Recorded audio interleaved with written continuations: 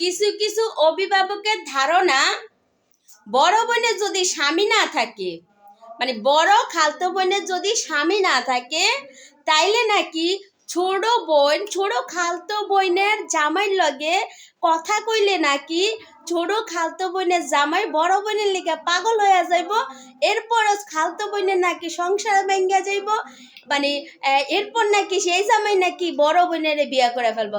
এই ধরনের চিন্তা ভাবনা মানুষের মাথায় আসে কি করে? কেমন বিবেক, কেমন মানে চিন্তা ভাবনা, আমার ভাবতেই অবাক লাগে। মানে রুচির মানে কতটা দুর্ভিক্ষ হইলে এই ধরনের চিন্তা ভাবনা মানুষ করতে পারে?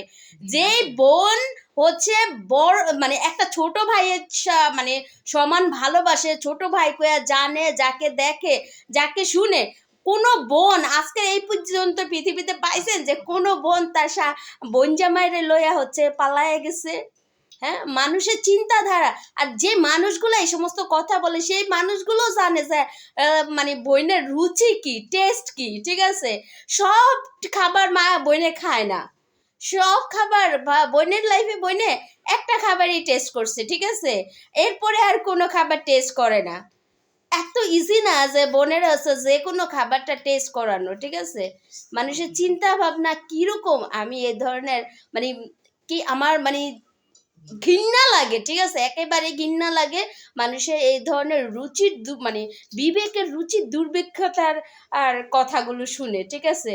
এরা কি মরবো না বাঁচবো এই চিন্তাটা করে না, মানে সারাক্ষণই সত্যিকার অর্থে এদেরকে পরিচয় দিত আমার মানে মানে বিবেকে বাধে, ঠিক আছে? একেবারে ঘৃণা লাগে। মানে তাদের কি বিবেক, তাদের কি কমন সেন্স, কেমনে মানে তারা এই ধরনের চিন্তা ভাবনা করে যে হচ্ছে একটা হচ্ছে কি যেন কয় মেয়ের হাজবেন্ড নাই থাকতে পারে, তাই বলে হচ্ছে সে হচ্ছে কি যেন কয় বোন জামাইয়ের সাথে চলে যাবে? এটা কোনো কথা?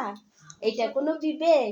হ্যাঁ, এটা মানে আপনাদের কি মনে হয় মানে এইরকম ঘটনা মানে আদৌ কি কোথাও ঘটেছে? আমার না এই সমস্ত বিষয়গুলো জানা নাই, ঠিক আছে?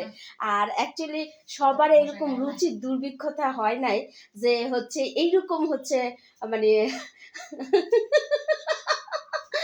এরকম হ্যান্ডিং হচ্ছে ব্যবহার করার জন্য, ঠিক আছে? অ্যাকচুয়ালি কারো হইলো না, না হইলো, আমার তো এরকম রুচির দুর্ভিক্ষতা হয় নাই, ঠিক আছে? আর হইবো না। আর এইরকম মুভমেন্ট, এইরকম চিন্তাধারা কাদের থাকে ভাই, ঠিক আছে?